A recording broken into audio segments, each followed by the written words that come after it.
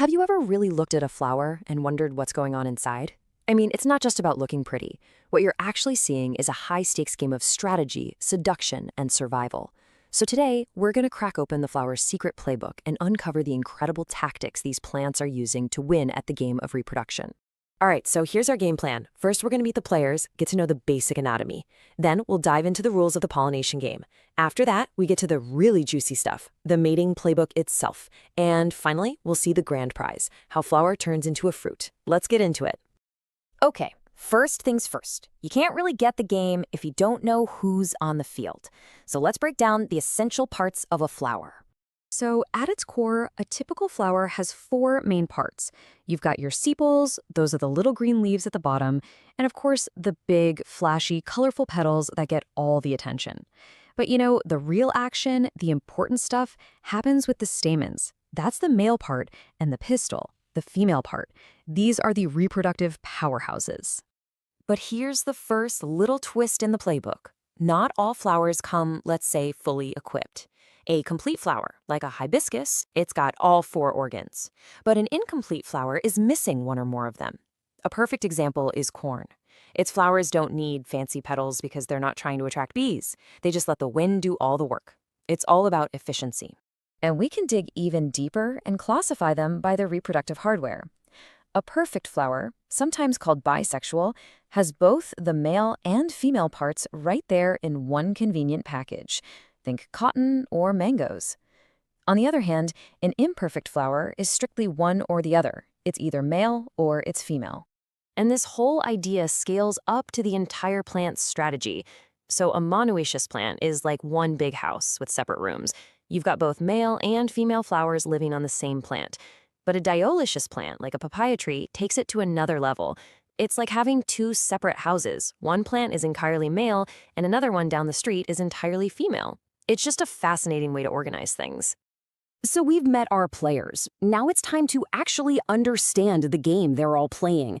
The objective sounds really simple, but the strategies behind it are just pure genius. So, welcome to the pollination game.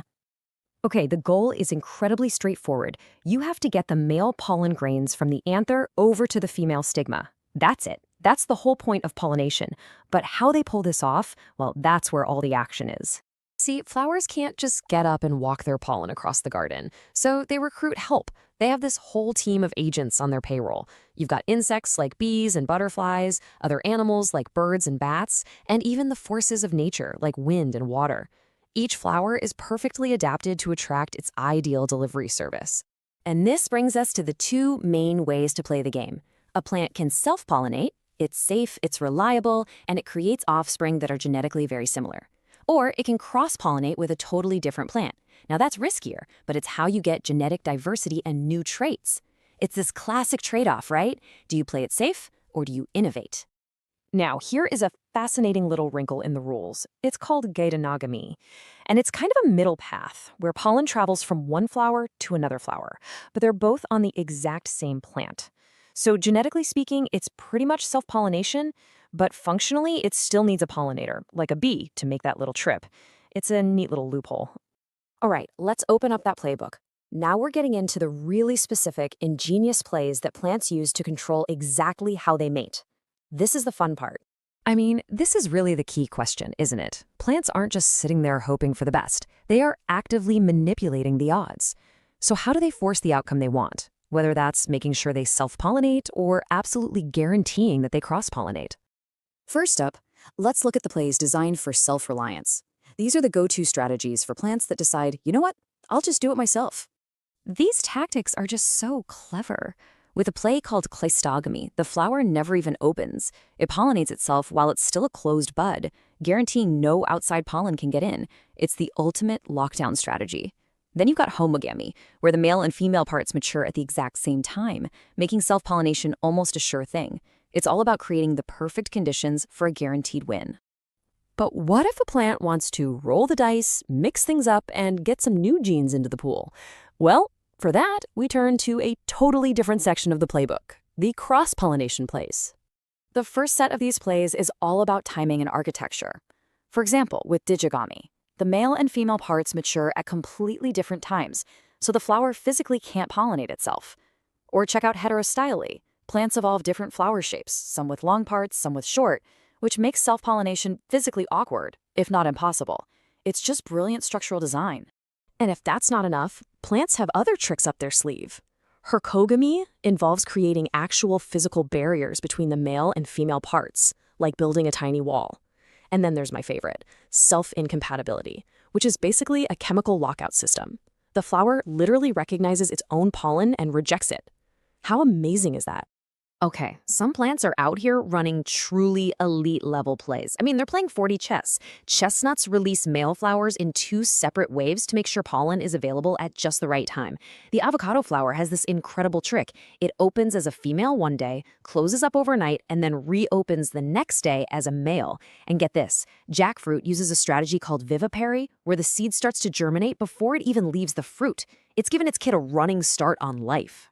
So after all these plays, all this strategy, what happens when a flower finally scores? Well, we get to the final and, frankly, the most delicious part of the process, the transformation from a flower into a fruit. Once that pollen grain lands on the stigma, the game is not over yet.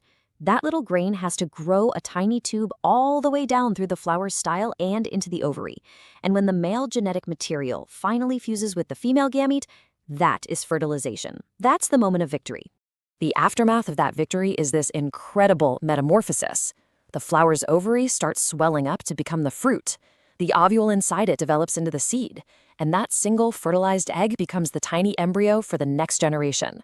Literally every single part of the flower gets repurposed for this final amazing act.